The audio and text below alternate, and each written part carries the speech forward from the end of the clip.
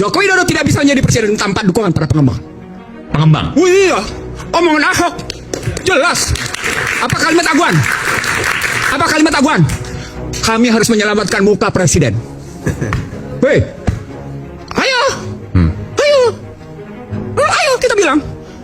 Dan menurut Anda itu adalah kerusakan. Anda bisa jelaskan bagaimana kerusakan ketika presiden dikuasai oleh oligarki? Gampang sekali. Kalimat intelektualnya adalah financialization. Yang kaya makin kaya, yang miskin makin miskin. Gampang. Mau bukti? Mau bukti? Mari kita bukti sekarang. Berapa SBN yang dikeluarkan oleh pemerintah? Siapa yang bayar? Anda termasuk membayar, Aiman. Sementara mereka makin kaya, Anda habis-habisan dimakan pajaknya. Orang-orang miskin ini yang membayar pajak itu untuk orang kaya. Saya tulisin yang kedua. Saya tulisin yang kedua. Dan Anda tidak bisa bantah. Karena saya bicara dengan data. Terjadi deindustrialisasi. Akibatnya PHK di mana-mana. Apa kaitannya deindustrialisasi dengan kekuatan oligarki tadi yang mendukung pemerintah? Karena sistem membenarkan bahwa lebih asik main di sektor keuangan daripada berjalan dalam sistem hukum yang tidak punya kepastian. Mereka mendapatkan karpet Dan merah. itu kemudian hukumnya bisa dibeli. Itulah wujudnya koalisi menjadi alat kekuasaan. Tuh, kayak gitu. Itulah Tadi yang disebut oleh Huniani tadi, itu bagian dari proses pembuktian itu. Ada yang ketiga, Iman. Ada yang ketiga, yang Anda tidak bisa bantah. Bahkan masyarakat Indonesia tidak bisa bantah. Apa itu? Sticky Gini ratio. Apa itu sticky Gini ratio? Susah nurunin Gini ratio. Kesenjangannya tinggi. Tinggi. Nggak bisa dibantah. Angka bicara. BPS bilang 0,382. Teman-teman di Bogor 0,42, 0,44. Makanya gaduh terus. Sebentar, Anda dengan bicara seperti ini seolah Anda mengatakan ini dilakukan yang paling parah oleh Pak Jokowi dong. Karena Jokowi, Nah, jawab dulu pertanyaan saya, betul nggak? enggak. Oke, Jokowi melanjutkan kebijakan SBY oligarki juga. dan kemudian memperdalam. Nah, di situ saya lihat kecerdasan Jokowi Dodo memperdalam kerusakan itu. Memperdalam kerusakan. Iya. Cerdas dong. Dia perdalam kok. Dan dia sudah disediakan oleh undang-undangnya sebelumnya. Saya bukan sama Anda. No. Ini riwayat ekonomi politik hukum. Tidak sembarang melihatnya.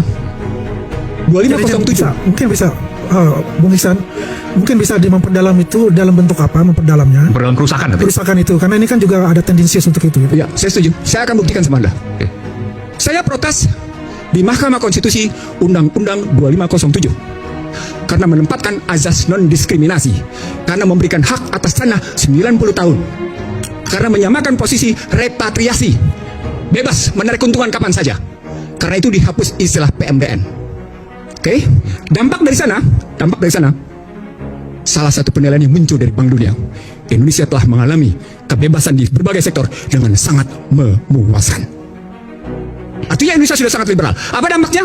Orang asing begitu enak menguasai. Struktural. Ya. Orang asing menguasai sumber daya, produksi, distribusi, logistik. Contoh realnya dan efek buruknya. Contoh realnya. Oke. Siapa yang kuasai nikel? Cina. Oke, luar. Siapa yang Sebut sebenarnya. Oke, siapa yang menguasai batu bara? Luar. Sebagian orang dalam, tapi sebagian juga luar. Siapa yang menguasai emas? Seterusnya luar. Oke, sejumlah mineral itu dalam sedemikian rupa. Dan dibikin lagi undang-undang tentang 38 tahun 2008 tentang bagaimana MEA, tentang azas non-diskriminasi. Lagi-lagi kita semua disamakan oleh orang asing kedudukannya. Poinnya adalah bagaimana mungkin yang tidak lulus SD itu mesti perang sama orang asing. Puas? Oke, sudah. Dari sana kemudian terjadi lintas kebebasan para pekerja. Maka datanglah orang-orang asing itu. Artinya SBY menyediakan itu. Lihat undang-undangnya. Joko Widodo kemudian menerbitkan berbagai kebijakan, termasuk visa. Visanya kan bebas visa. Kebebasan visa, habis-habisan. Lalu kemudian ada juga second home visa. Itu kan semua hitung-hitungan uang. Lalu bahkan memberikan yang namanya tax holiday yang demikian panjang. Habis-habisan. Panjang di situ. Maka datang semua habis-habisan di situ. Kemudian muncul kekuatan. Dengan menyebut bahwa kita butuh investasi asing dan karenanya kita mesti tetap berjalan.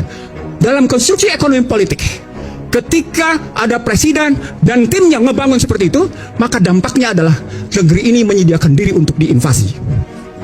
Negeri ini menyediakan diri untuk diintervensi. Negeri ini menyediakan diri untuk diinfiltrasi. Negeri ini menyediakan diri untuk yang namanya diintimidasi. Negeri ini menyediakan diri untuk diindoktrinasi. Ujungnya apa? Inflasi. Ketika inflasi terjadi, Anda takut dengan yang namanya suku bunga. Akibatnya apa? Seperti hari ini, kejadian hari ini. Nilai tukar 16.450. Data saya menunjukkan selama 40 tahun terakhir jatuhnya itu begini. Dolar. Rupiah. Iya, rupiah maksudnya terhadap dolar. Habis. Sangat Artinya, curam sekali. Apa artinya? Artinya ketika dia berhubungan dengan fiskal dengan utang, tak keru-keruan. Nah, di situ orang melihat bandingan antara, saya jawab Yandi, bandingan antara utang yang diciptakan di era SBY dengan utang yang diciptakan di era Joko Widodo. Dari situ orang kemudian melihat berapa sesungguhnya manfaat yang muncul atas 5 indikator. 1. Tingkat kemiskinan.